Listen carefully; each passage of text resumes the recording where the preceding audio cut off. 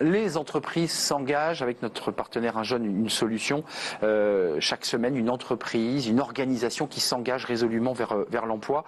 Et on en parle avec Valérie Daher. Merci d'avoir répondu à notre invitation. Directrice générale de Break Poverty Foundation. C'est une fondation incroyable qui fait plein de choses sur le numérique. Mais nous, on va s'intéresser aujourd'hui à la pauvreté et à l'emploi des jeunes. D'abord, quelques mots quand même pour resituer un petit peu la communauté d'entreprise à laquelle vous appartenez. Qui sont une communauté de 60 000 entreprises, 101 clubs départementaux, et ça va faire le lien d'ailleurs avec votre action, et 300 personnes mobilisées partout en France. Ça, c'est l'esprit général. Et puis, il y a la Fondation qui a décidé de s'engager résolument pour l'emploi et l'accompagnement de ces jeunes pauvres. D'abord, quelques chiffres pour qu'on situe l'enjeu et les enjeux, parce que le grand public n'a, je crois, pas conscience de la situation de ces jeunes. Tout à fait, effectivement, c'est important de les rappeler. Donc aujourd'hui, 14% de la population française vit en dessous du seuil de la pauvreté. Ça représente environ 9 millions de personnes dans notre pays. Et parmi eux, 50% sont des jeunes de moins de 30 ans. Un jeune sur 5 dans notre pays vit en dessous du seuil de pauvreté. Donc c'est un premier constat qui appelle des solutions immédiates et surtout urgentes. Mais je dirais que la pire des choses derrière en fait ces chiffres, c'est que la plupart de ces jeunes enfants et de ces jeunes sont condamnés à la pauvreté à vie, puisque dans notre pays, il faut en moyenne 6 générations pour qu'un descendant de famille pauvre puisse accéder au revenu médian. Une forme de déterminisme finalement. C'est un déterminisme social extrêmement fort. Ce chiffre de 6 générations place la France à l'avant-dernier pays de l'OCDE en fait en matière de déterminisme social. Là où, dans d'autres pays, comme le Danemark, par exemple, il faut uniquement 2 générations pour sortir de la précarité. Donc on voit ici, en fait, une véritable trahison de la promesse républicaine. Dans notre pays, lorsqu'un enfant grandit dans un environnement défavorisé, il est quasiment condamné d'être un adulte pauvre.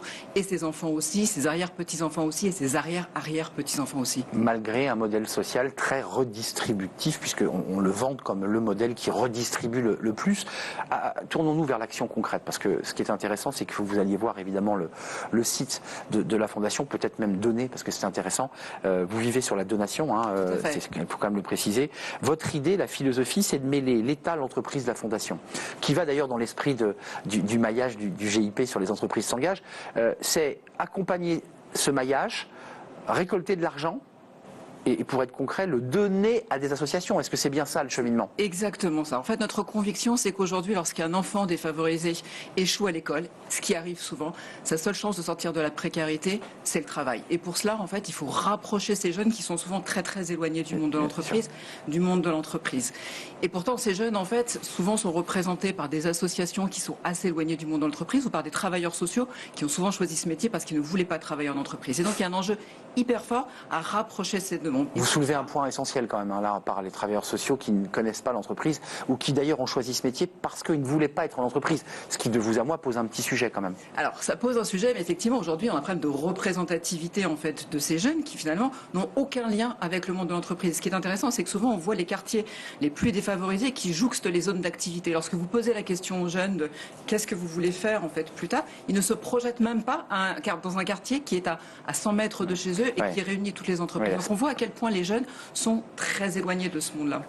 Concrètement, des actions concrètes menées par des associations, parce qu'il y a de l'argent qui leur a été donné. J'ai vu que ça avait commencé, alors peut-être me trompais-je, mais à Romans-sur-Isère. Tout à fait. C'est incroyable. Pourquoi Romans-sur-Isère dans la Drôme? Alors, ce programme que l'on a conçu et qui est aujourd'hui... Le DAT, fait, voilà, la dotation d'action territoriale. Donc c'est un programme qui est aujourd'hui inscrit dans la stratégie nationale de lutte contre la pauvreté que nous avons effectivement testé à Romans-sur-Isère. Alors pourquoi Romans-sur-Isère? Parce que la maire de Romans-sur-Isère est une ancienne chef d'entreprise, donc je pense particulièrement sensible en fait au rôle que les entreprises peuvent jouer en matière de lutte contre la pauvreté. Et puis c'est vrai que Romans-sur-Isère a vécu en fait de nombreuses crises. La chaussure, le cuir. Exactement, qui a complètement disparu en fait dans cette ville, laissant derrière elle de nombreuses familles au chômage et donc des taux de chômage qui sont souvent 2 fois en fait ceux de la moyenne nationale. Et en fait, à Romans-sur-Isère, nous avons testé un dispositif qui est très simple, qui consiste à mettre autour d'une même table la collectivité locale, des associations qui sont porteuses de solutions concrètes au service de la lutte contre la pauvreté des jeunes et les entreprises de ce même territoire. C'est ça l'enjeu, hein, c'est d'avoir les entreprises. Exactement. Elles n'existaient pas avant, elles étaient absentes. En fait, aujourd'hui, à l'échelle française, 9% des entreprises font du mécénat. Moins d'une entreprise sur 10 fait du mécénat. Et lorsque vous zoomez sur le mécénat à caractère social, c'est très faible. 1%. Donc on a 2% des entreprises françaises qui s'engagent sur ces sujets, alors que lorsqu'on leur donne les moyens de le faire, en fait, elles le font bien volontiers. C'est-à-dire que notre dispositif, il part en fait, je dirais, d'une méthode très simple. On part d'un diagnostic du terrain. On va chercher à comprendre où sont les pauvres en fait de la ville, quelles sont les solutions qui sont à leur disposition en fait pour les aider, quels sont les besoins qui ne sont pas comblés. Et on va proposer ces solutions très concrètement sous forme de business plan à des entreprises pour qu'elles s'engagent pendant 3 ans à financer ces programmes.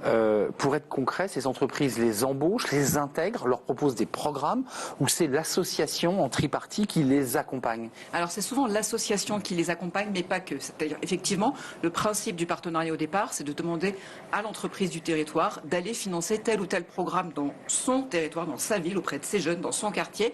Et ces programmes sont portés par des associations. Mais ce qu'on voit en fait dans un second temps, c'est que les entreprises s'engagent au-delà, puisqu'elles vont engager leurs collaborateurs, mais elles vont également s'engager en fait elles-mêmes dans le soutien aux jeunes, en les accueillant en stage, en les accueillant en fait sur de l'alternance. Donc on voit finalement qu'on rentre par la porte mécénat, mais que finalement l'engagement des entreprises va bien au-delà.